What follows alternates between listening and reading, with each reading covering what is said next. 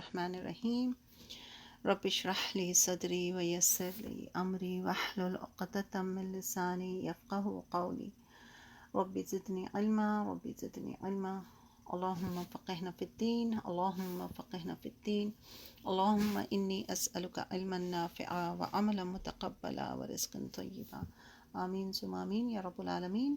انشاءاللہ آج اللہ کی توفیق سے ہم جز 19 کا لیسن نمبر 282 اور جز 19 ہے آپ کا سورۃ الشعراء جو ہے اس کو انشاءاللہ ابتدا کریں گے۔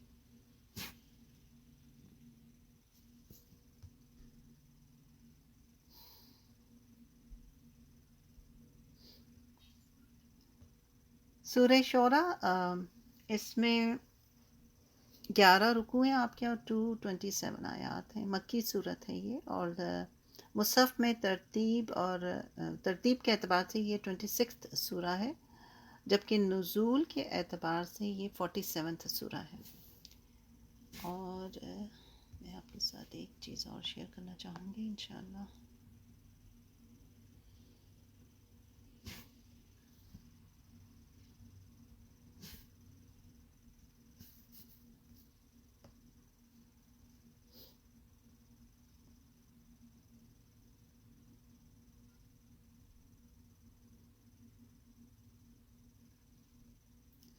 اور اس سورہ کا جو آپ کو مرکزی ٹاپک نظر آئے گا وہ تمام انبیاء نے جو اللہ رب العالمین کی عبادت اور اپنی اطاعت کی دعوت دی ہے اس کو زمینی اور تاریخی دلائل کی روشنی میں جو ہے یہاں پر بات کی جائے گی۔ اس میں آپ کو مستقل یہی چیزیں زیادہ تر نظر آئیں گی۔ اس کے پہلے پیراگراف میں 1 to 6 آیات میں آپ کو قرآن کا تعارف ملے گا، اور پھر 7 to 9 تک جو ہے اس میں آپ کو دلائل کچھ ملیں گے۔ اسی طرح آیت نمبر 10 to 68 تک اگر آپ جائیں تو وہاں پر آپ کو قصے اور کچھ تاریخی دلائل جو ہیں وہ ملیں گے۔ اس کے بعد اس کا 4تھ پیراگراف ہوگا جو کہ آیت 69 سے 104 تک، اس میں ابراہیم علیہ السلام کا قصہ ملے گا، اور ساتھ میں ہی آپ کو تاریخی دلائل بھی ملیں گے۔ 5تھ پیراگراف جو کہ 105 سے 122 آیات تک کہ حضرت نوح علیہ السلام کا آپ کو اس میں سبق واقعہ ملے گا، اس سے سبق بھی لینا ہوگا انشاءاللہ۔ پھر آیت 123 سے 123 سے 140 تک 140 تک، اس میں بھی تاریخ کے کچھ حصے ملیں گے جو کہ جس میں قصہ عاد ہوگا۔ پھر قصہ ثمود ملے گا آپ کو آیت 141 سے 159 تک، اور پھر قوم لوط کا واقعہ ملے گا 160 سے 175 تک، اور تقریباً آخر میں آپ کو 176 سے 191 تک قوم شعیب جو ہیں ان کا واقعہ ملے گا، اور آخر میں بالکل لاسٹ میں آپ کو 192 سے 227 تک جو ہے ہدایات، تسلی اور دھمکی وغیرہ کی جو باتیں ہیں وہ ساری آپ کو ملیں گی۔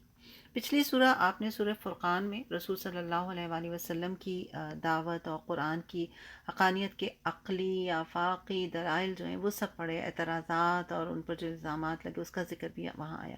یہاں سورہ شروع میں اللہ تعالیٰ کے 2 صفاتی نام جو ہے نا، عزیز اور رحیم سے توحید اختیار کے تمام تاریخی جو واقعات ہوں گے ان کا ذکر ملے گا آپ کو۔ اور یہ کون سے 2 صفاتی نام ہیں؟ عزیز اور رحیم۔ اور اگلی 3 صورتیں جو ہیں صورتوں میں، ایک سورہ شعراء، سورہ نمل اور سورہ قصص میں 2 باتیں جو ہیں مشترک ہوں گی۔ ایک تو یہ کہ تینوں صورتوں میں حضرت موسیٰ فرعون کی کشمکش کی جو سچی داستان ہے نا اس کا ذکر ملے گا، قریش کی جو طاغوتی قیادت ہے جن کا عمل جو ہے تقریباً فرعونیت جیسا تھا اس کا آپ کو واقعہ ملے گا، اور دوسرا یہ کہ ان تینوں صورتوں میں آپ کو قریش کی مختلف قوموں کی ہلاکت سے جو عبرت حاصل ہوتی ہے اس کا سبق بھی آپ کو انہی صورتوں میں ملے گا انشاءاللہ۔ ٹھیک ہے، تو بس ایک یہ مختصر تھا، ایک تعارف ہوتا ہے تاکہ ہمارے ذہن میں خاکہ بن جائے کہ ہم کیا پڑھنے والے ہیں آگے نا انشاءاللہ۔ چلیں، اعوذ باللہ من الشیطان الرجیم، بسم اللہ الرحمن الرحیم۔ طاسین میم، طاسین میم یعنی ہم سب جانتے ہیں کہ یہ حروف مقطعات ہیں جن کے معنی اللہ تعالیٰ ہی جانتے ہیں، کوئی بھی نہیں جانتا۔ تلک آیات الکتاب المبین، یہ واضح کتاب کی آیات ہیں۔ واضح کتاب کون سی؟ قرآن کی طرف اشارہ ہے۔ قرآن کی آیات کیا ہیں؟ روشن اور واضح، یہ حق اور باطل کو واضح کرتی ہے، رائٹ؟ حق اور باطل کو کلیئر کرتی. حق اور باطل کیا ہے؟ ہدایت اور گمراہی کو واضح کرتی. رائٹ. اور قرآن مجید کی خبریں اور حکم واضح ہے، روشن ہے، کلیئر ہے، اس میں کوئی ڈاؤٹ نہیں ہے کسی بھی قسم کا. ٹھیک ہے نا. جو ذرا سا بھی اس پہ غور و فکر کرتا ہے اس کا سب شک جو ہے دور ہو جاتا ہے، سوائے اس کے کہ کوئی کسی کی نیت ہی خراب ہو نا، فطور ہی کچھ اور ہو، ارادہ ہی کوئی اور ہو کہ کوئی نقص نکالنا ہے تو اس کو نقص بھی بہت مل جائیں گے. رائٹ. اسی طرح یہ قرآن پاک کون سی کتاب ہے جس کی آیات کے ذریعے رسول صلی اللہ علیہ وآلہ وسلم لوگوں کو برے اعمال کے برے انجام سے ڈراتے رہے. اور قرآن مجید کیا ہے؟ روشن اور واضح کتاب ہے. اس کے احکامات کیا ہیں؟ مربوط ہیں، جس میں زندگی کے ہر پہلو کے لیے آپ کو کیا ہے؟ رہنمائی ملتی ہے. ہر پہلو پہ آپ کو رہنمائی ملتی ہے. ایسے ہی ہے نا. اللہ تعالیٰ نے فرمایا نا سورہ زمر آیت 28 میں کہ یہ عربی قرآن ہے جس میں کوئی ٹیڑھ نہیں ہے تاکہ وہ بچ جائیں. یعنی اس میں کوئی کمی نہیں ہے، کوئی ٹیڑھا پن نہیں ہے کسی بھی قسم کا نا. اور سورہ کہف کی پہلی آیت میں فرمایا الحمد للہ الذی انزل علی عبدہ الکتاب ولم یجعل لہ عوجا. سب تعریفیں اللہ کے لیے جس نے اپنے بندے پر کتاب نازل کی. اس میں کوئی کجی نہیں ہے، اس میں کوئی کمی نہیں ہے، کوئی نقص نہیں ہے، کوئی ٹیڑھا پن نہیں. رائٹ. تو جب آپ سے کوئی پوچھے کہ تل کا آیات الکتاب المبین، واضح کتاب کی کیا نشانیاں کیا ہے، کیوں اس کو واضح کہا جا سکتا ہے، کہا جاتا ہے، تو پھر آپ کے پاس یہ پوائنٹس ہونے چاہیے. آپ کو یہ بات سمجھ میں آنی چاہیے کہ ہاں یہ وجوہات ہیں، کیونکہ وہ حق اور باطل کو واضح کرتا ہے، سچ اور جھوٹ کو واضح کرتا ہے، اندھیرے اور روشنی کو واضح کرتا ہے، آنکھیں کھول دیتا ہے، آئینہ دکھاتا ہے ہمیں نا، ہمارے اپنے نقص، ہماری اپنی خامیاں ہمیں دکھا رہا ہوتا ہے یہی کتاب. آگے فرمایا لعلک باخع نفسک الا یکونوا مؤمنین، شاید آپ خود کو ہلاک کرنے والے ہیں کہ وہ مومن کیوں نہیں ہوتے. کون؟ کس کی طرف اشارہ ہے؟ ظاہر ہے کہ نبی صلی اللہ علیہ وآلہ وسلم کی طرف اشارہ ہے، کیونکہ نبی صلی اللہ علیہ وآلہ وسلم کو پوری انسانیت کے لیے پیغمبر بنا کر بھیجا. آپ انسانوں کے لیے انتہائی شفیق اور ہمدرد تھے.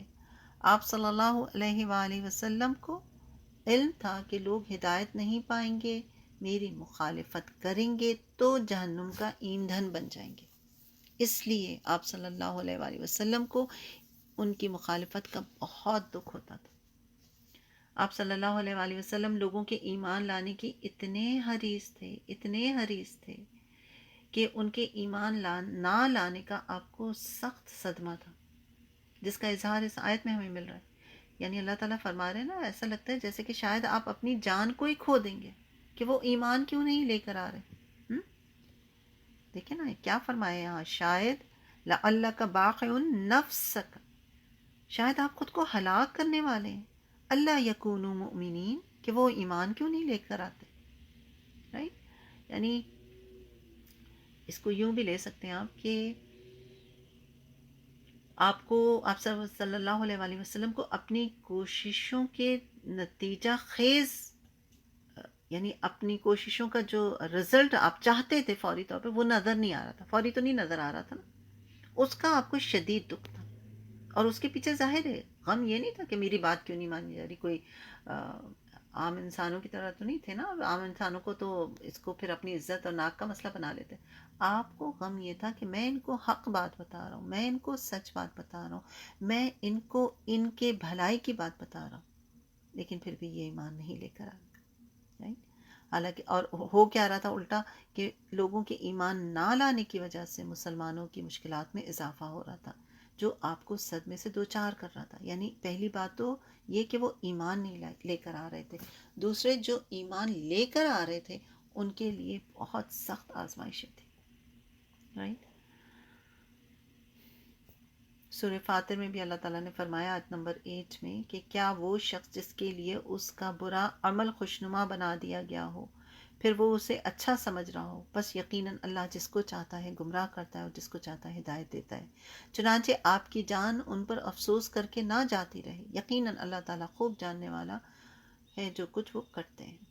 اور یہی بات سورہ کہف آیت نمبر 6 میں بھی آیا فَلَعَلَّكَ بَاخِعٌ نَفْسَكَ عَلَىٰ آثَارِهِمْ، بس شاید آپ ان کے پیچھے غم ہی سے خود کو ہلاک کرنے والے کہ وہ اس کلام پر ایمان کیوں نہیں لے کر آتے. حضرت ابو ہریرہ سے روایت ہے رضی اللہ تعالیٰ عنہ کہ آپ صلی اللہ علیہ وآلہ وسلم نے فرمایا کہ میری اور تمام انسانوں کی مثال ایک ایسے شخص جیسی ہے جس نے آگ روشن کی ہو، پھر پروانے اور کیڑے مکوڑے اس میں گرنے لگ گئے۔ بخاری کی روایت ہے 3426۔ اور ایک اور اسی طرح کی حدیث کا مفہوم ہے کہ جیسے جب پروانے گرنے پڑے ہوں تو آپ جیسے پکڑ کے ان کو پیچھے پیچھے کر رہے ہوں، ایک ہوتا ہے نا کہ آدمی آگ میں چھلانگ لگانے جا رہا ہو تو آپ کیا کرتے ہیں، آپ اس کو بچانے کی کوشش کرتے ہیں۔ بچانے کی کوشش میں کیا ہوتا ہے کہ آپ اس کو پیچھے سے کمر سے بھی پکڑ کے کھینچ رہے ہوتے ہیں کہ بھائی نہیں نکلنا۔ تو نبی صلی اللہ علیہ وآلہ وسلم کا حال یہی تھا کہ وہ لوگوں کو اس طرح سے بچانے کی کوشش کر رہے تھے، لیکن لوگ سمجھنا ہی نہیں چاہتے تھے۔ ہم اپنے لیے بھی دیکھیں نا، یعنی آپ کی جو رات کو آپ نبی صلی اللہ علیہ وسلم تہجد پڑھتے تھے اور دعائیں کیا کرتے تھے، تو اس میں وہ ہمیں بھی نہیں بھولے تھے، ہمارے لیے بھی دعائیں کیا کرتے تھے، پوری امت کے لیے، یعنی ان کی دعائیں جو ہیں رہتی تھیں کہ پوری امت جو ہے وہ ہدایت پر آ جائے، جو آنے والی نسلیں ان کے لیے بھی دعائیں تھیں آپ کے لیے۔ اور آپ کو یاد ہوگا، پڑھا ہوگا آپ نے، اور پیچھے شاید ذکر بھی ہو کسی درس میں کہ ہر پیغمبر کو ایک دعا ایسی دی گئی تھی جو قبول ہو جانی تھی، اور سارے پیغمبروں نے اپنا وہ چانس جو ہے اپنے ٹائم پر استعمال کر لیا۔ نبی صلی اللہ علیہ وآلہ وسلم نے وہ سنبھال کے رکھا ہوا ہے آخرت کے لیے ہمارے لیے، کہ میں آخرت میں اپنی امت کے لیے شفاعت کے لیے دعا کروں گا، رائٹ؟ تو سبحان اللہ، ان کو اتنی ہم سے محبت تھی۔ اور سوچیں ہم اپنا حال دیکھیں، ہماری محبتوں کا کیا حال ہے۔ ہم سمجھتے ہیں کہ وہ جس کا دین سے کوئی تعلق ہی نہیں ہے، کہ 12 ربیع الاول کو سالگرہ منا کے، جس کا کوئی تعلق نہیں دین سے، مذہب سے، اور چراغاں کر کے اور نعتیں پڑھ کے، اور اتنی بعض تو نعتیں بھی اتنی شرکیاں ہوتی ہیں، اور درود مطلب وہ سلام جو کھڑے ہو کے پڑھا جاتا ہے، آپ کو پتہ ہے اس کے پیچھے کیا تصور ہے؟ سبحان اللہ، کہ نعوذ باللہ آپ صلی اللہ علیہ وآلہ وسلم آ گئے اس مجلس میں، ہاں؟ یہ تو ایک دم ہی کہیں سے کہیں بات کو پہنچا دیا گیا ہے۔ تو یہ سب چیزیں جو بالکل غلط ہیں، حتیٰ کہ شرک کے زمرے میں آ جاتی ہیں۔ تو ان سب چیزوں سے دور رہنا چاہیے، ایسی محافل سے جہاں اس طرح کی چیزیں ہو رہی ہوتی، کیونکہ محبت کا تو طریقہ یہ ہوتا ہے کہ اس کے رنگ میں رنگ جایا جائے۔ صبغۃ اللہ، اللہ سے محبت ہے تو اللہ کے رنگ میں رنگنا۔ رنگنا کیا ہے اللہ کے رنگ میں؟ یعنی جو اللہ کا حکم ہے وہ کرنا۔ رسول کے رنگ میں رنگنا کیا ہے؟ جو انہوں نے کہا وہ کرنا، ان کے جیسے احکامات پر ان کے دیے ہوئے احکامات پر عمل کرنا، رائٹ؟ اور یہ نہیں کہ پک اینڈ چوز، جو اپنے آپ کو سوٹ کرے وہ کیا، جو نہیں کیا اس کو چھوڑ دیا، اس کو پوچھ بھی نہیں رہے، یا اپنے آپ کو پھر جسٹیفائی کیا جا رہا ہے غلط کام کر کے۔ تو یہ تو محبت نہیں ہے نا۔ محبت تو یہ ہے کہ ہر کام جو ہے ویسے ہی کرنے کی کوشش تو کی جائے، نیت تو باندھی جائے، ارادہ تو کیا جائے، انشاءاللہ پھر اللہ تعالیٰ راہیں بھی کھلتا ہے۔ آگے فرمائے ان نشأ ننزل علیہم من السماء آیہ، اگر ہم چاہیں تو ان پر آسمان سے کوئی نشانی اتار دیں۔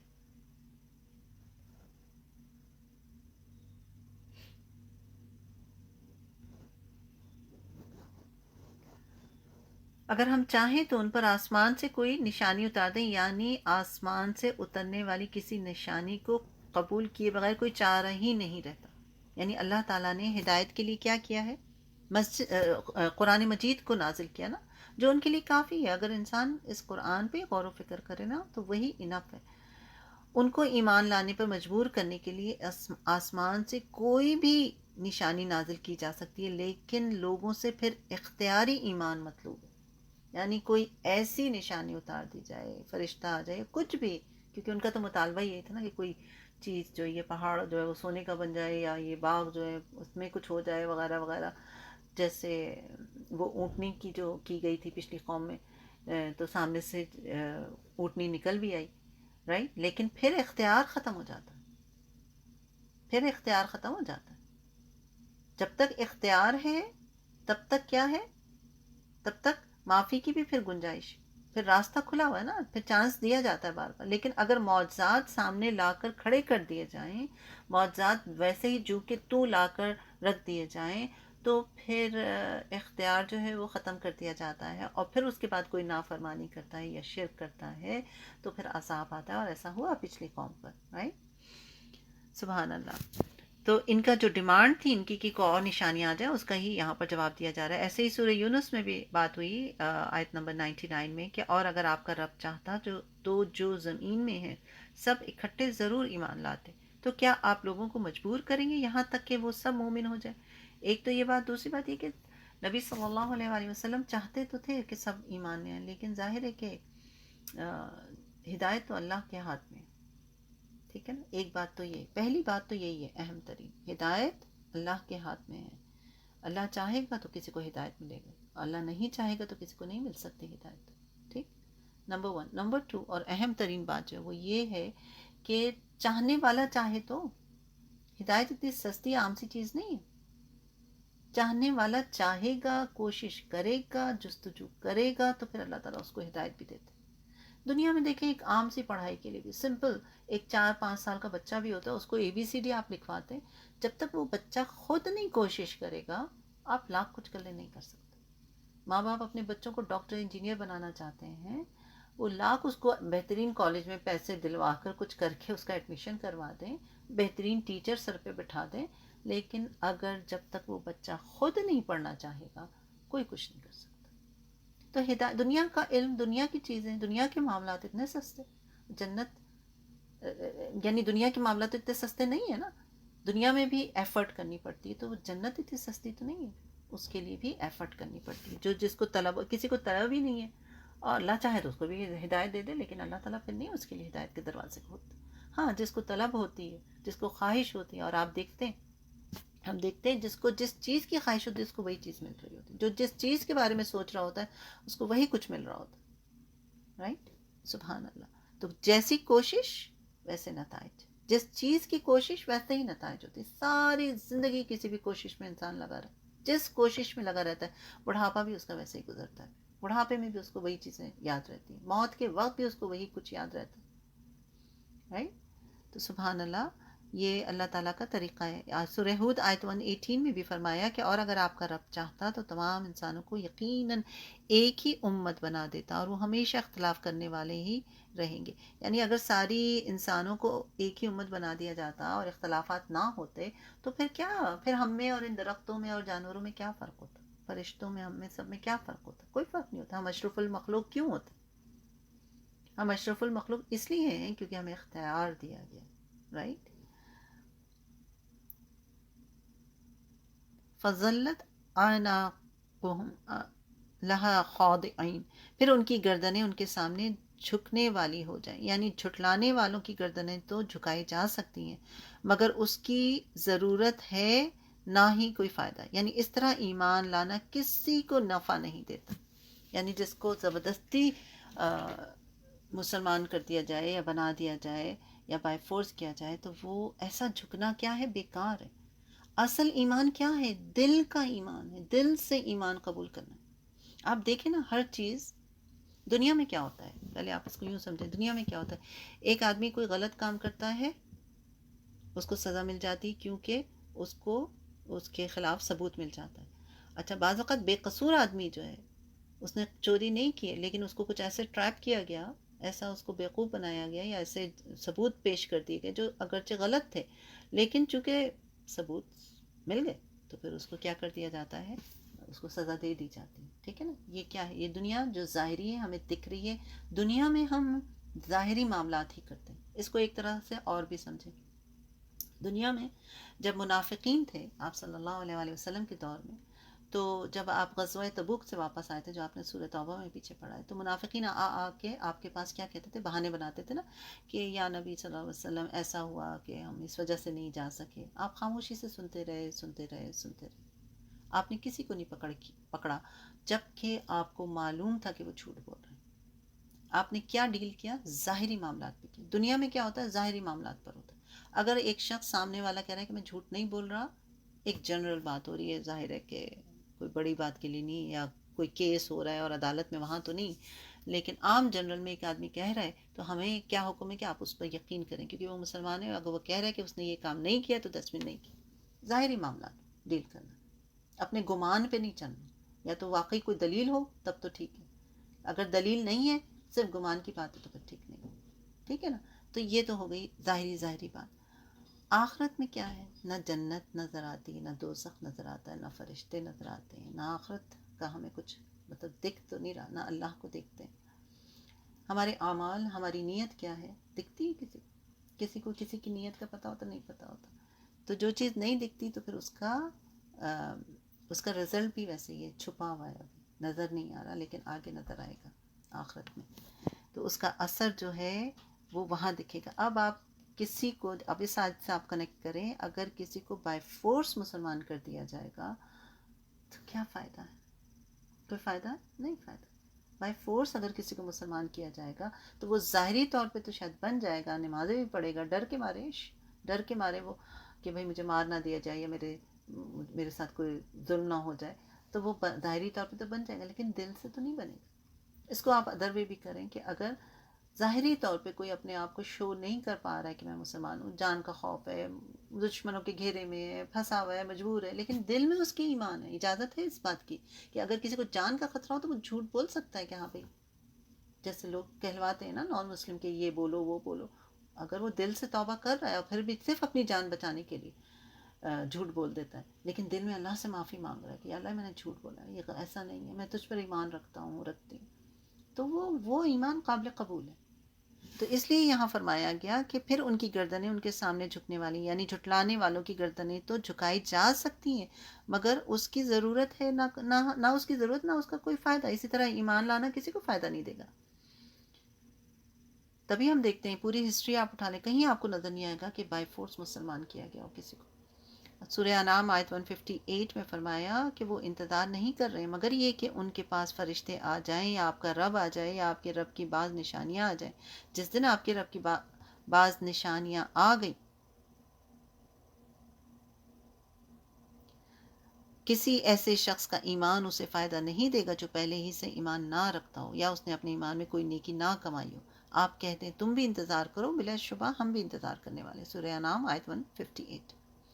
سورہ بقرہ میں بھی آپ پڑھ چکے نا، لا اکراہ فی الدین قد تبین الرشد من الغی۔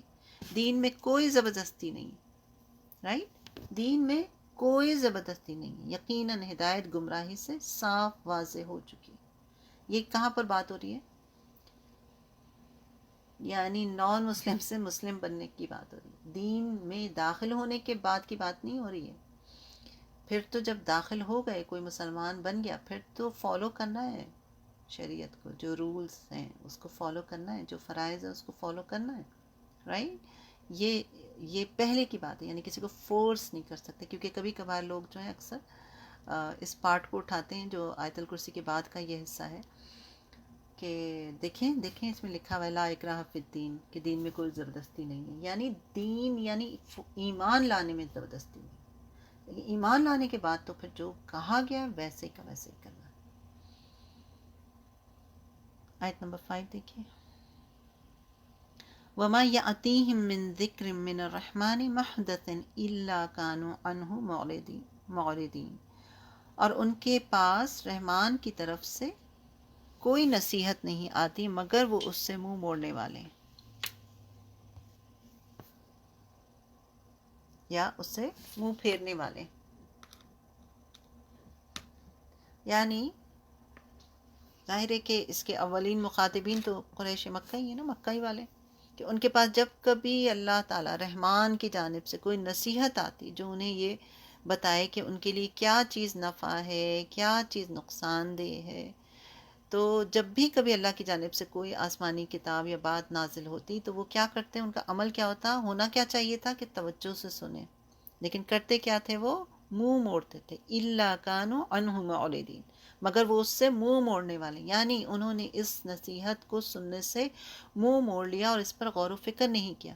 نصیحت سے منہ موڑنا یہ ثابت کرتا ہے کہ ان کے اندر کوئی بھلائی نہیں، اور اس کو آپ اگر اپنی لائف سے بھی کریں کہ اللہ تعالیٰ ہم سب کو ہدایت پہ رکھے، لیکن اگر کسی کے سامنے حق بات رکھی جائے اور وہ اس کو قبول نہ کرے تو کیا ہے؟ نصیحت سے منہ موڑنے ہی والی بات ہے نا پھر، رائٹ؟ کہ آپ اس کو سمجھیں نہیں، اس کو اگنور کریں یا ایک دم نصیحت کو سن ہی نہیں رہے، تو یہ ساری چیزیں اسی کے اندر آ جاتی ہیں۔ سورہ یوسف میں بھی فرمایا کہ اور آپ خواہ کتنے ہی حریص رکھیں، اکثر لوگ ہرگز مومن نہیں ہوتے۔ سورہ یاسین آیت نمبر 30 اور سورہ یوسف کی تھی 103۔ سورہ یاسین آیت نمبر 30 میں فرمایا یا حسرتن علی العباد، ہے افسوس بندوں پر، ان کے پاس کوئی رسول نہیں آیا مگر وہ اس کا مذاق ہی اڑاتے رہے ہیں۔ یعنی رسول آیا اور وہ کیا کرتے تھے کہ وہ مذاق اڑاتے رہتے تھے، بجائے یہ کہ وہ ان سے فائدہ اٹھاتے، وہ ان کا مذاق بناتے رہتے۔ سورہ مومن آیت 44 میں بھی آپ پڑھ چکے ہیں کہ پھر ہم نے پے در پے اپنے رسول بھیجے، جب کبھی کسی امت کے پاس اس کا رسول آیا انہوں نے اسے جھٹلا دیا تو ہم نے ان کے بعض کو بعض کے پیچھے چلتا کیا اور ہم نے انہیں کہانیاں بنا دیا، سو اس قوم کے لیے دوری ہے جو ایمان نہیں لاتے۔ اب واقعی ایسے ہی ہے نا کہ پچھلی قوموں کے لیے پچھلی قومیں جو ہیں وہ جب ایمان نہیں لائیں تو فائنلی ان کا انجام کیا ہوا کہ وہ ان پر عذاب آیا، اور اس کے بعد پھر ایک نئی قوم آئی اور اب وہ کہانیاں بن گئی، قوم عاد، قوم سمود، یہ ساری کہانیاں بنی ہوئی نا۔ فرعون کی قوم، قوم یونس، یوسف، سب کی قوموں کا کیا ہے آپ کو کہ انشاءاللہ اس صورت میں آپ پڑھیں گے، ابھی آپ نے انٹروڈکشن میں پڑھا کہ ان کا ذکر آئے گا، قوم نوح، سب کے بارے میں یہی کہ انہوں نے اپنے پیغمبروں کا مذاق اڑایا، اور سب کا مذاق اڑانے کا ایک ہی طریقہ تھا جیسے نبی صلی اللہ علیہ وآلہ وسلم کا بھی اڑایا گیا۔ آگے فرمایا فقط کذبوا فسیأتیہم انباء ما کانوا بہ یستہزئون، بس یقیناً جب انہوں نے جھٹلا ہی دیا تو اب جلد ہی ان کے پاس ان کی خبریں آئیں گی جن کا وہ مذاق اڑاتے ہیں۔ یعنی انہوں نے حق کو جھٹلایا، اب وہ اپنے جھٹلانے کا نتیجہ بھگتیں گے۔ اور اللہ تعالیٰ نے یہاں پر یہ احساس دلایا ہے کہ یہ عذاب تم اپنی آنکھوں سے دیکھو گے اور خود ہی خبر بن جاؤ گے، اور ایسی مصیبتیں نازل ہوں گی کہ لوگ گلیوں بازاروں میں ان کی داستانیں سناتے پھریں گے۔ سورہ صاد میں بھی یہی بات آئی ہے کہ اور یقیناً تم کچھ وقت کے بعد اس کی خبر کو ضرور جان لو گے۔ سورہ شعراء ہی میں آپ کو آگے ملے گا آیت 227 میں کہ سوائے ان کے کہ جو ایمان لائے اور جنہوں نے اچھے کام کیے اور اللہ کو کثرت سے یاد کیا اور انہوں نے بدلہ لے لیا اس کے بعد کہ ان پر ظلم کیا گیا، اور جنہوں نے ظلم کیا وہ جلد ہی جان لیں گے کہ وہ کس لوٹنے کی جگہ پر لوٹ کر جانے والے ہیں۔ کیونکہ یہ دنیا تو کیا ہے، عارضی ہے نا، ٹیمپریری۔ اس دنیا میں تو انسان وقتی طور پر رہنے کے لیے آیا ہے، اور زندگی کا ایک طویل عرصہ جو ہے وہ گزر چکا ہوتا ہے، چاہے وہ ابھی کم عمر ہی کیوں نہ ہو، لیکن ایک وقت ایسا آتا ہے کہ وہ اس کو فیل ہوتا ہے کہ وقت تو گزر چکا ہے۔ اگر اس دنیا میں کوئی مشکل گھڑی، کوئی مشکل وقت آتا بھی ہے تو وہ گزر ہی جاتا ہے، صبر اور برداشت کے ساتھ اگر انسان گزارے تو۔ ابدی زندگی جو ہے وہ آخرت کی زندگی، اور وہاں اصل جو ہے صلہ ملنے والا۔ تو یہ بات جو ہے ان کفار کے سمجھ میں نہیں آتی۔ چلیں یہاں تک ہم تھوڑی سی تلاوت سنتے ہیں اور پھر آگے بڑھیں۔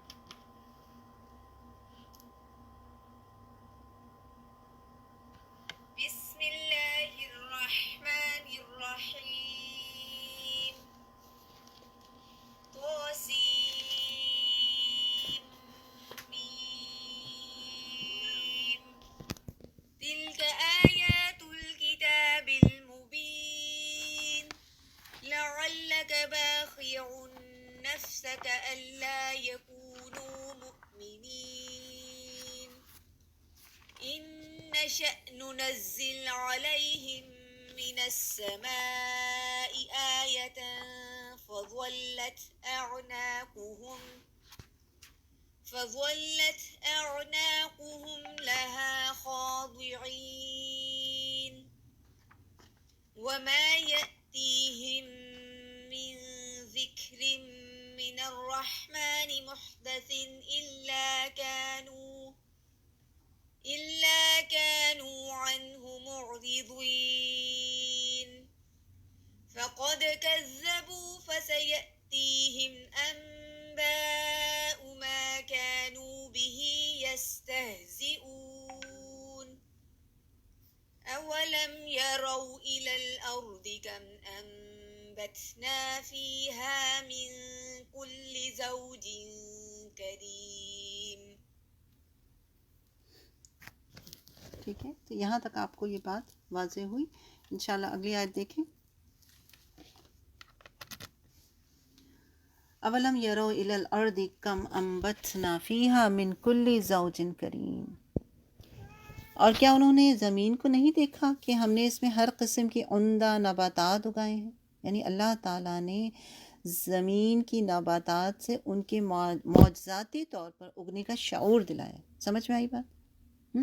یعنی آپ دیکھیں بوتے کیا ہیں، آپ ایک سیڈ بوتے ہیں، اس سیڈ سے تو سیڈ ہی نکلنی چاہیے اگر ظاہری طور پہ انسان جائے، لیکن ہم دیکھتے ہیں کہ ایک پودا نکلتا ہے اور اس پودے میں پھر کوئی ڈفرینٹ پھل نکلتا ہے. ایسا نہیں ہو سکتا کہ آپ سیب کی سیڈ بوئیں اور اس میں آم نکل آئے. ایسا نہیں ہوتا کہ آپ گریپس کے لیے سیڈ بوئیں اور وہاں جو ہے دھنیا اور پودینہ نکل آئے. نہیں، جو بوتے ہیں آپ وہی نکلتا ہے، لیکن شکل بھی ڈفرینٹ ہوتی ہے، سیڈ الگ ہوتی ہے. اب دھنیا ہی کے ہم بوتے ہیں اگر، تو کیا ہے کہ اس کی وہ سیڈز ہوتی ہیں اور اس کو کوٹ کے آپ ڈالتے ہیں مٹی کے اندر، لیکن وہ پھر گرین آپ کے لیے دھنیا جو ہے وہ نکلتی. تو انسان اس پہ بھی اگر غور کرے نا تو اپنے رب کو پہچان جائے. رائٹ؟ تو اللہ تعالیٰ توجہ دلا رہے ہیں کہ جس رسول کی یہ مخالفت کر رہے ہیں، جس کتاب کو یہ جھٹلا رہے ہیں، جس رب کا یہ انکار کر رہے ہیں، وہ تو کمال درجے کا غلبہ رکھتا ہے، وہ تو عظیم قدرت والا ہے. جس کے پاس ذرا سا بھی دماغ اور شعور ہو تو وہ زمین کی ان نباتات پر ہی غور و فکر کرے تو سجدے میں گر جائے. جس نے جانوروں اور پودوں کی طرح طرح کے جوڑے پیدا کیے ہوئے ہیں جو بہت ہی خوبصورت اور بے انتہا فائدے والے ہیں، وہی اپنے رب کو پہچان جائے اگر تھوڑی سی غور و فکر کرے، تھوڑی سی اپنی عقل کو استعمال کرے تو. رائٹ؟ آگے فرمایا ان فی ذلک لآیہ وما کان اکثرهم مؤمنین، بے شک اس میں یقیناً ایک نشانی ہے، ان میں سے اکثر لوگ ایمان لانے والے نہیں. کیا ہے؟ ان فی ذلک لآیہ، بے شک اس میں یقیناً ایک نشانی، یعنی کس میں؟ پودوں کی زندگی میں، یعنی زمین کی زندگی میں موت کے بعد دوبارہ زندہ ہونے کی دلیل موجود ہے، اور یہ آپ کو بار بار قرآن پاک میں نظر آئے گا. دیکھیں ایک ہی زمین ہے، ایک ہی جیسے آسمان سے پانی برستا ہے، ایک ہی سورج سے نباتات ساری ایک جیسی نہیں ہوتی ہیں، پھر بھی ان میں کتنی ورائٹی. اللہ تعالیٰ بارش ہی برساتے ہیں تو کیا ہوتا ہے؟ بارش بھی ایک تو یہ بھی اللہ کی رحمت ہے کہ اتنی بارش نہیں ہوتی کہ کھیت جو ہیں وہ ملیا میٹ ہو جائے، ان میں بھی ایک اعتدال ہوتا ہے. رائٹ؟ اور ایک ہی طرح کی بارش ہوتی ہے، لیکن جو درخت اور پودے اور پھول ہوتے ہیں وہ سب الگ الگ نکلتے ہیں، سب لہلہانے لگتے ہیں، ان کی خوشبو سے زمین جو ہے مہکنے لگتی ہے. خاص طور پہ آپ دیکھیں کہ جب بہت دنوں سے بارش نہ ہوئی بھی اور سوکھی مٹی اور اس میں پھر بارش شروع ہو جائے تو اس کی ایک جو خوشبو ہوتی ہے وہ انسان کو کتنا اطمینان بخشتی. رائٹ؟ سو پھر اس نباتات اور وہاں کے جو رہنے والے ہوتے ہیں ان کی ضرورت کے حساب سے اللہ تعالیٰ بارش برساتا ہے. تو ان سب چیزوں پہ اگر غور کرے نا تو انسان اپنے رب کو پہچان جائے کہ ہمارا رب جو ہے وہ کتنی بڑی قدرت والا ہے. رائٹ؟ سب کچھ اس کے ہاتھ میں. غور و فکر کرنے والوں کے لیے قدرت کے نئے نئے عجائبات ہیں یہاں پر موجود. تو زندگی کیا ہے؟ اللہ تعالیٰ کا معجزہ ہے، لیکن یہ معجزہ زمین پر عام طور پر بہت آہستگی کے ساتھ جاری رہتا ہے. مثلاً پودے اور جانوروں کی صورت میں اگر اچانک مٹی سے جانور نکل آئے تو سوچیں انسان کا کیا حال ہو. اچانک آپ رات کو سیڈ بوئیں اور اگلے دن درخت نکل آئے تو بھی عجیب کیفیت ہو، لیکن اتنا سلو پروسیس میں وہ چیز ہو رہی ہوتی ہے اور انسان یعنی انسان کی نظروں کو فیل نہیں ہوتا. لیکن کیمرے کی آنکھ جو ہے اس کو پریزرو کر لیتی ہے. آپ نے کبھی ڈاکومنٹری وغیرہ دیکھی اور کبھی گھر میں کیا ہو، مجھے اس وقت اپنے گھر کی بات یاد آ گئی کہ ایسے ہی میں نے یہی دھنیا پودینہ ہری مرچ وغیرہ کا پودا لگایا تھا، تو میرے بیٹے نے کیمرہ فکس کر دیا تھا اور ہم نے پھر اس کو کچھ عرصے کے بعد دیکھا کہ کس طرح سے وہ لمحہ جو ہے وہ کیچ ہوا پکچر میں، ویڈیو میں، کہ وہ ایک دم سے پودا تھا اور پتا تھا یا کوپل تھی، ہاں کوپل تھی، اور وہ ایک دم سے کھل گئی. تو سبحان اللہ، اللہ تعالیٰ اتنا آرام سے یہ ساری چیزیں ہوتی ہیں کہ انسان کو محسوس بھی نہیں ہوتا اور سارے کام جو ہیں وہ ہو رہے ہوتے ہیں. تو فرمایا وما کان اکثرهم مؤمنین، اور ان میں سے اکثر لوگ ایمان لانے والے نہیں. یعنی یہ سب کچھ کیوں ہے؟ ہماری ضرورت کے لیے تو ہے ہی اپنی جگہ پر، لیکن اس کے پیچھے جو مقصد ہے وہ کیا ہے؟ اپنے رب کو پہچانو، اپنے رب کو پہچانو. رائٹ؟ یہ مقصد ہے اس کا. وَإِنَّ رَبَّكَ لَهُوَ الْعَزِيزُ الرَّحِيمُ، اور یقیناً آپ کا رب سب پر غالب، نہایت رحم والا ہے. رائٹ؟ دیکھیں آگے نا، العزیز الرحیم. شروع میں آپ کو انٹروڈکشن میں بتایا تھا. یعنی اللہ تعالیٰ زبردست قوت والا ہے، اس کی یہاں قوت، اس کا کمال غلبہ جو ہے وہ بتایا جا رہا ہے. وہ جو چاہے، جیسے چاہے، جب چاہے، جو اس کا دل چاہے وہ کر سکتا ہے. مسلسل سنبھالنے کی طاقت رکھتا ہے. اس کو کسی کو جواب نہیں دینا، اس کو کوئی پکڑنے والا نہیں، اس پر کوئی غالب نہیں ہو سکتا، وہ سب پر غالب ہے، اس سے کوئی بدلہ نہیں لے سکتا. لیکن اس کے باوجود وہ رحیم ہے. حالانکہ سب کیا کر رہے ہوتے ہیں اس کے ساتھ؟ اللہ تعالیٰ کے ساتھ ہمارا معاملہ کیا ہے؟ اللہ تعالیٰ ہمیں دیے چلا جا رہا، دیے چلا جا رہا، دیے چلا جا رہا، لیکن ہمارا کیا حال ہے؟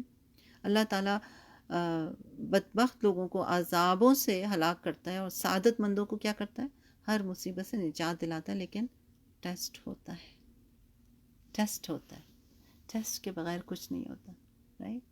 تو ٹیسٹ کی بھی سب کی اپنی اپنی نوعیت ہوتی ہے، کسی کی کسی طریقے سے، کسی کی کسی طریقے سے. لیکن اصل چیز کیا ہے؟ ٹیسٹ کا مقصد کیا ہوتا ہے اللہ تعالیٰ کا؟ کیوں آزمائش میں ڈالتے ہیں؟ کیوں ٹیسٹ میں ڈالتے ہیں؟ دیکھتے ہیں کہ یہ حدود پار کرتا ہے، کرتی ہے کہ نہیں، حدود میں رہتی ہے کہ نہیں، لمٹس میں رہتے ہیں کہ نہیں رہتے، لمٹس کراس تو نہیں کر رہے، اللہ کی نافرمانی پر تو نہیں آ گئے، اللہ سے اتنا ناراض تو نہیں کہ نافرمانی کرنی شروع کر دی، رائٹ؟ تو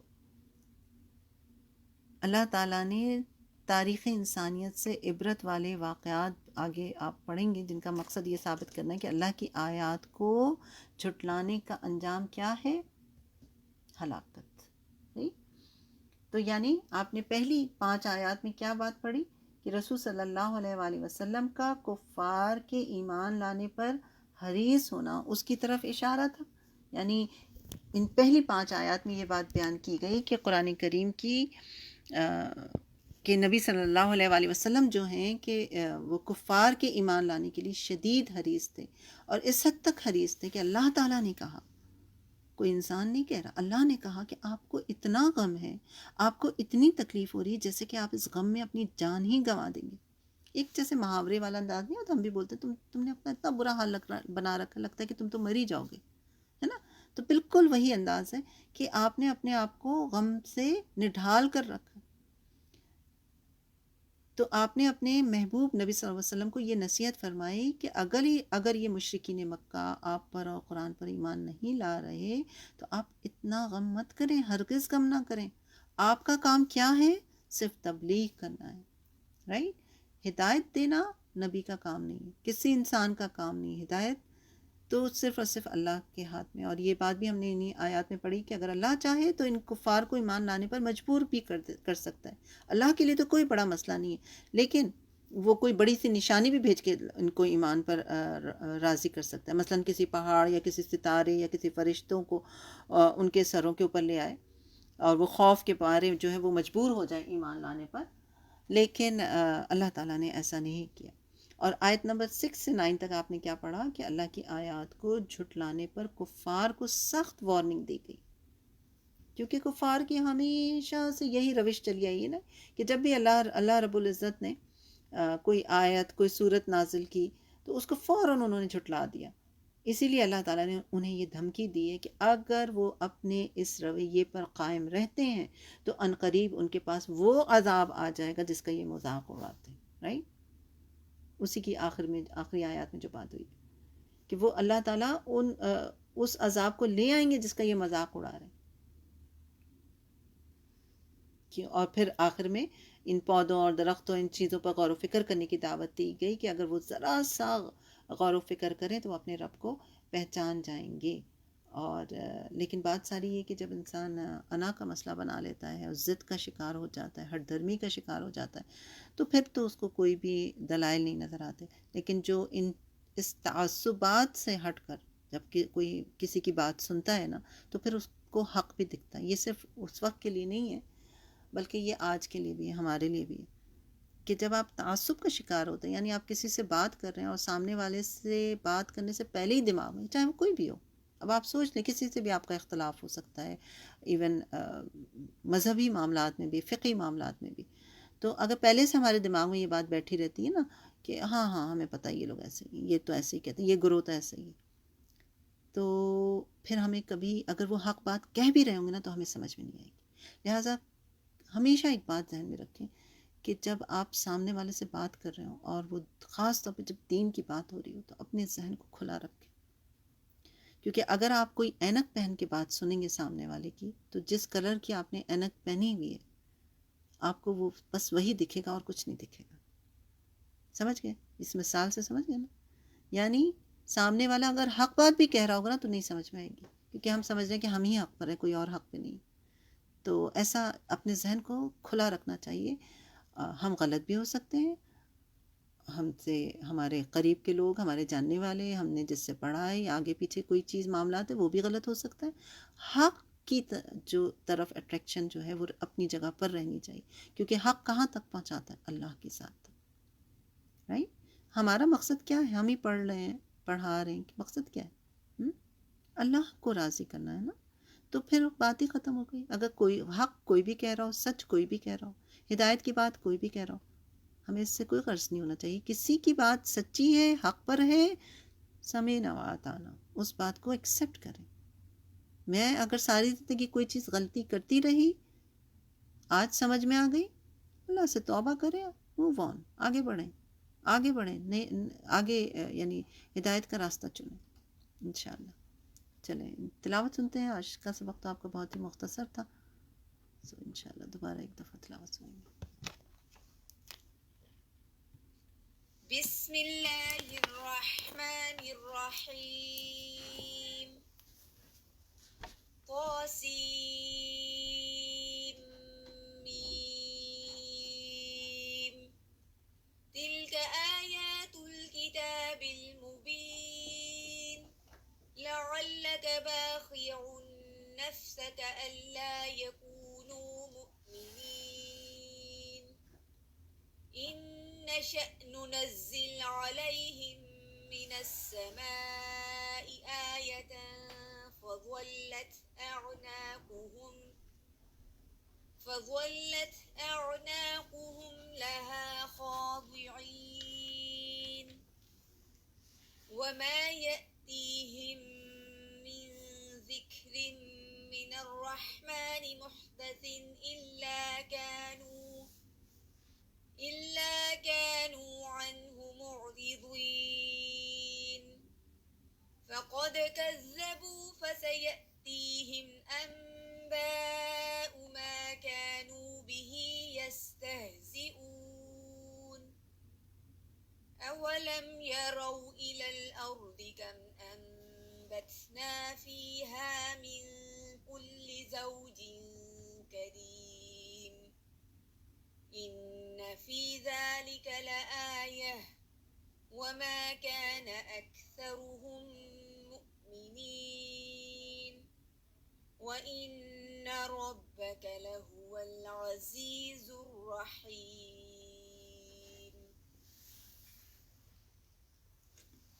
اچھا آپ دیکھیں کہ اس آیت میں آخری جو آیت میں بات ہو رہی ہے نشانیوں والی، تو اس میں بھی کیا ہے کہ اللہ تعالیٰ نے پودوں میں بھی جوڑے بنائے ہیں. آیت نمبر 7 میں اگر آپ دیکھیں، کیا انہوں نے زمین کی طرف نہیں دیکھا کہ ہم نے اس میں کس قدر ہر طرح کے عمدہ نباتات کے جوڑے بنا رکھے ہیں. جیسے اللہ تعالیٰ نے ہر چیز کے جوڑے بنائے ہوئے، اسی طرح اس میں بھی اللہ کی نشانی موجود ہے کہ اللہ تعالیٰ نے جیسے جانوروں میں بھی ہے، کتا بلی لے لیں آپ، بلی ہے تو بلا بھی ہے، کتا ہے تو کتیا بھی ہے نا. اسی طرح سب کے ایک جوڑے جوڑے بنے ہوئے. اسی طرح بالکل اللہ تعالیٰ نے پودوں میں بھی جوڑے بنا رکھے. تو یہ بھی اللہ تعالیٰ کی قدرت کی ایک نشانی ہے. سبحان اللہ. یہ سارے ذکر جو ہیں آپ نے پیچھے سورہ رعد وغیرہ میں بھی پڑھے ہیں، وہاں بھی ذکر آیا ہوا ہے. سورہ رعد آیت غالباً آیت نمبر 3 ہے کہ اس نے ہر طرح کے پھلوں کے جوڑے پیدا کیے ہیں. سورہ طٰہٰ میں بھی گزر چکا ہے یہی ٹاپک کے. اور ہم نے آسمان سے پانی برسایا اور اس میں ہم نے مختلف اقسام کے پودوں کے جوڑے پیدا کیے جو ایک دوسرے سے جدا ہوتے ہیں. تو سبحان اللہ، یہ بھی اللہ تعالیٰ کی ایک بہت بڑی نشانی ہے. اگر اس پہ انسان غور و فکر کرے تو اپنے رب تک پہنچنا اس کے لیے اتنا مشکل کام نہیں ہے. لیکن ہم دیکھتے ہیں کہ دیکھیں جیسے یہ سائنٹسٹ ہوتے ہیں جو لوگ اس کو ڈسکور کرتے ہیں، قرآن پاک میں تو کب کا لکھا ہوا ہے یہ ساری چیزیں، لیکن وہ جب ڈسکور کرتے ہیں تو ایک لمحے کو دماغ میں آتا ہے کہ ان لوگوں کو تو سب سے بڑا مسلمان اور بہترین مسلمان ہونا چاہیے، لیکن پھر وہ کیوں نہیں ہوتے مسلمان؟ وجہ کیا ہے اس کی؟ اس لیے نہیں ہوتے کیونکہ ان کے اندر طلب ہی نہیں ہوتی، خواہش ہی نہیں ہوتی، کوئی ارادہ ہی نہیں ہوتا، بس وہ اس کو ایک نیچرل کا نام دے کے بس اپنا کام کرتے رہتے ہیں۔ لیکن اگر کوئی سائنٹسٹ بھی ہو اور مسلمان بھی ہو تو سوچیں اس کے ایمان کا کتنا بڑا لیول ہوگا۔ اسی طرح آپ خاص طور پہ مجھے تو یہاں پہ خیال آتا ہے ڈاکٹرز کا بھی، ڈاکٹرز جب پڑھ رہے ہوتے ہیں اگر وہ بھی غور و فکر کریں تو ان کا بھی ایمان کا لیول کتنا بڑھ جائے، کیونکہ وہ ہماری باڈی کے اندر کی جو چیزیں ہوتی ہیں اس کو وہ جانتے ہیں، پڑھتے ہیں، ڈسکور کرتے ہیں کہ انسان کی باڈی میں اتنی چیزیں ہیں، ایسا ایسا ہے، یہ بھی ہے، وہ بھی ہے، وغیرہ وغیرہ، جو بھی مجھے تو نہیں اتنا پتہ، نہ آپ میں سے ہوگا آپ لوگوں کو پتہ، لیکن مجھے تو نہیں اتنا علم ہے۔ لیکن اگر وہ اس کو اللہ تک پہنچنے کا ذریعہ بنا لیں تو سوچئے کہ ان کے بھی ایمان میں کتنا اضافہ۔ لیکن ہم بھی مبرہ نہیں، اگر ہم ڈاکٹر اور سائنٹسٹ نہیں ہیں تو ہمیں بھی غور و فکر کرنے کی ضرورت ہے جب اپنے کچن میں جائیں خاص طور پہ، تو دیکھیں کہ آپ کے پاس یہ چاول اور آٹا اور روٹی اور پھل اور سبزی جو پہنچے ہوئے ہیں یہ کس شکل میں بوئے گئے ہوں گے اور کس شکل میں پھر نکل کر اور کس کس پروسیس سے ہوتے ہواتے پھر آپ کے پاس پہنچے۔ تو یہ سب کیا ہے؟ اللہ کو پہچاننے کے راستے ہیں۔ اللہ سے دعا ہے کہ اللہ تعالیٰ ہمیں سمجھنے والا بنائے اور غور و فکر کرنے والا بنائے اور اپنے رب تک پہنچائے۔ آمین ثم آمین یا رب العالمین۔ انشاءاللہ آج کے لیے اتنا ہی رکھتے ہیں۔ اعوذ باللہ من الشیطان الرجیم، بسم اللہ الرحمن الرحیم، والعصر ان الانسان لفی خسر الا الذین آمنوا وعملوا الصالحات وتواصوا بالحق وتواصوا بالصبر۔ سبحانک اللہم وبحمدک، نشہد لا الہ الا انت، نستغفرک ونتوب الیک۔ السلام علیکم ورحمۃ اللہ وبرکاتہ۔